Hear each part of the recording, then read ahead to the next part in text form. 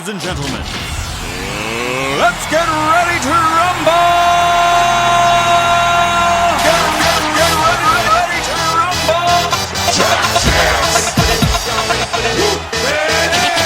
Pump up the jig, yo, pump it up, yo, pump it.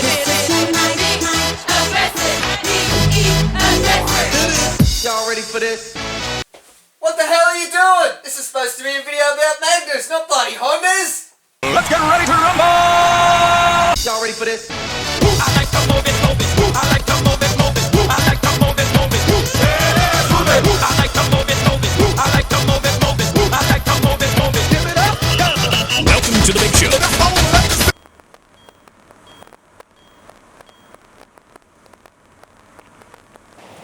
Well, I'm on the freeway coming home from Sydney to Newcastle, and I'm running low on petrol, and I haven't got any money to buy any. Checking the fuel gauge, I can see on the ute that I'm not going to get home. I got plenty of petrol in this Magna, which I didn't use because I didn't race today, but that's another story. But the problem is I've got to get the fuel out of this car into the ute. On Hondas, they have, and many other cars, they have a bung in the bottom of the tank that you can undo. The Magna has no bungs in the bottom of it. So somehow I've got to get the petrol out of this and into the ute. I thought you might be interested to see how I do this in case you ever get into a similar situation. I haven't got a funnel or any tubes to transfer the fuel, so I'm going to have to make do.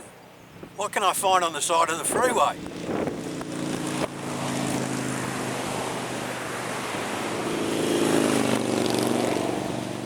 I reckon I can make a funnel out of this. The fuel filler spout on the ute has got a little flap inside it. So I'm going to stick this bit of coat hanger wire in and jam it open. And I found this soft drink bottle on the side of the road, which I'm going to turn into a funnel. Cut the top out on the side, and that'll go in there. I've disconnected the main fuel line from the engine, and I'm going to use the engine itself as a pump to pump the fuel into this bottle that I've got off the side of the road and cut the top out of.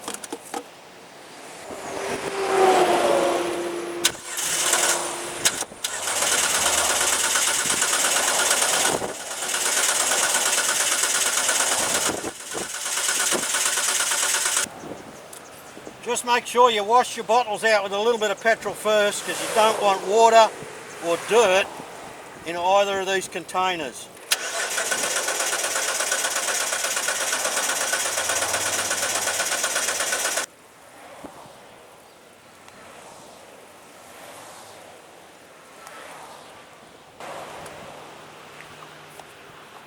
Well, that's me fixed.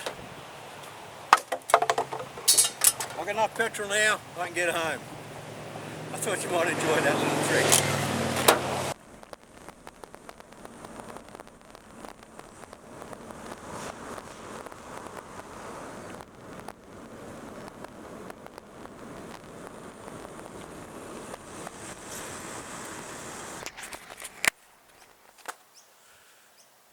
I've got a hill climb coming up at one of our most prestigious events at King Edward Park by the ocean in a couple of weeks.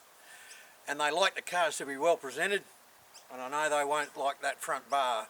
That's the way the car came when I bought it from the salvage auction, so I'm going to replace it. But I'm going to see if I can replace it with something I've got tucked away in the shed that someone's given me rather than put the standard bar on.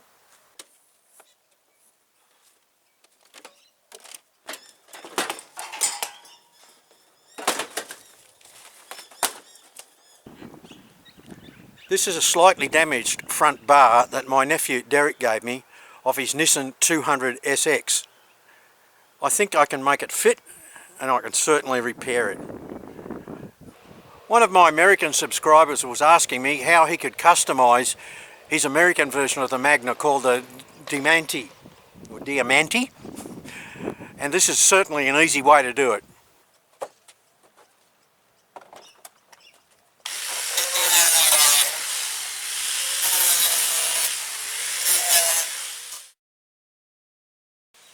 Well, a little bit of a adjustment, and I reckon that bar is going to fit perfectly by the time I'm finished with it. The first thing I've had to do is to position the bar at exactly the height that I want it. I was sure, because this is a bar designed for a Nissan rather than a Mitsubishi, that I'd have to add panel work or cut out significant pieces of it, but I haven't had to do that at all. I only had to do a little bit of trimming in the back here to clear this inner bumper bar on the Magna. The way this originally mounted was to have brackets in through here where the mesh is, but the problem with that is you've got to take the mesh in and out every time you want to take the bar on and off. So instead of that, I'm going to put my mounting brackets up here so that I can do that and leave the mesh glued in all the time. I've made these mounting brackets up and I've drilled big holes in them. What I'm going to do is screw them temporarily in place on the car and put epoxy or araldite glue to glue them onto the bar, and then what I'll do is take the bar off and fiberglass these brackets onto the bar. That way I'll have 3 mounting points here and I won't have to fiddle around with the mesh. This is the way the brackets go on the bar, and I want the epoxy glue to go from the bumper bar that's going to sit on top here through those holes, but I don't want it all to leak out. So what I'm going to do is I'm going to put a bit of masking tape underneath there, and that'll allow the epoxy to go through those holes, lock it onto the bar and stop there, and then I can put fiberglass over the top. So here's the bracket as it'll sit. The bolt will go through there into the car. This bit will go to the bumper bar, and there's the masking tape to stop the epoxy glue falling all the way through as I glue it on temporarily. To thicken this epoxy and to give it a bit more body, I'm just chopping up some scrap fiberglass and mixing that in, and that'll give it the epoxy more body and strength, and it'll thicken it up a bit as well, as you'll see.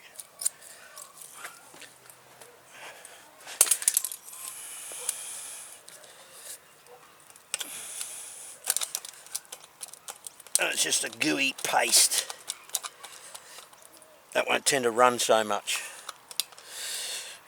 You probably remember me doing this on this Magna when I repaired the hole in the gearbox, which, by the way, is still holding up perfectly.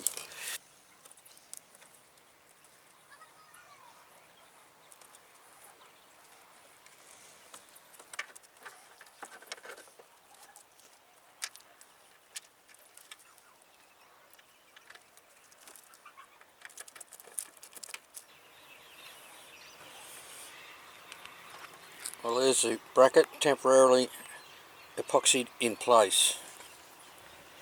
And the second one. And the third one. Well, it's the next day and I've taken the bar off, and you can see the brackets that I've put on. This is obviously upside down now, and that one's taken all right. That bracket's taken all right. This one's a bit hanging in cyberspace, so I'll just bog these in with some car filler and fiberglass chop before I put the fiberglass right over the top on those pieces at the back. As always, the key to getting good adhesion with both the bog and the fiberglass is to clean the fiberglass bar with acetone.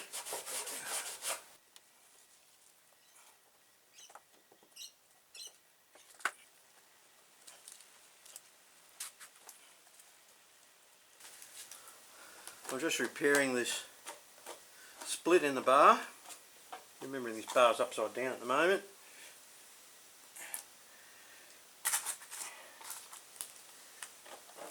And you've seen me do this before.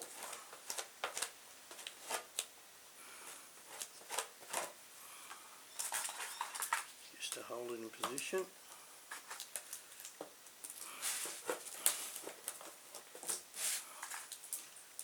A couple of clamps will do it. This is the rear side of the split.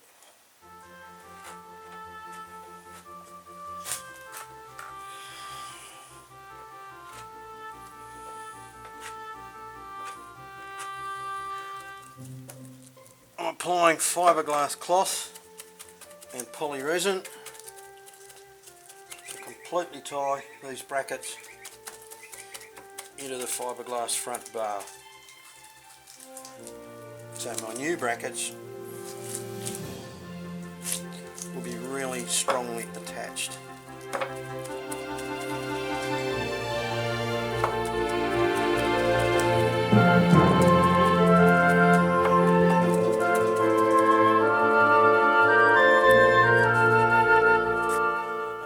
Splitter to that front bar, and I'm going to start with this scrap plywood that I've got.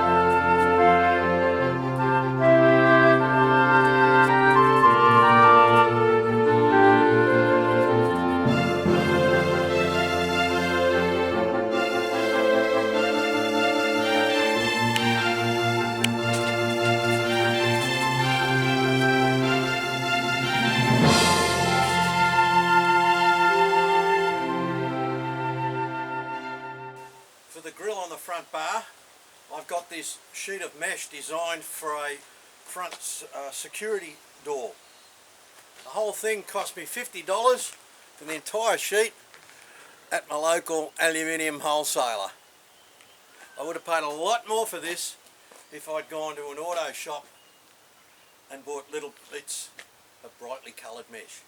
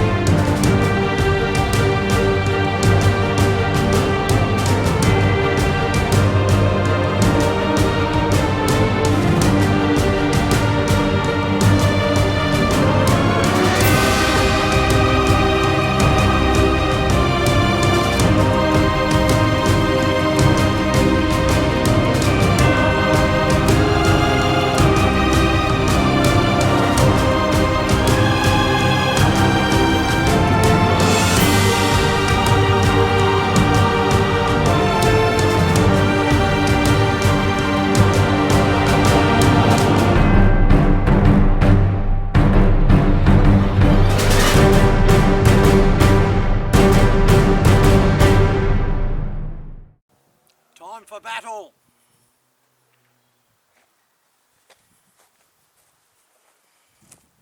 This time, don't talk to me. Put your line of sight there. Right. So I'm here, but you're looking there. Right. And louder, James, come on. Angrier. You want to really be in trouble? Yeah, I want to jump out of the chair with fright. What the hell are you doing? This is supposed to be a video. Take three. Welcome to the collection. I'm not getting paid enough for this. Yes, you are.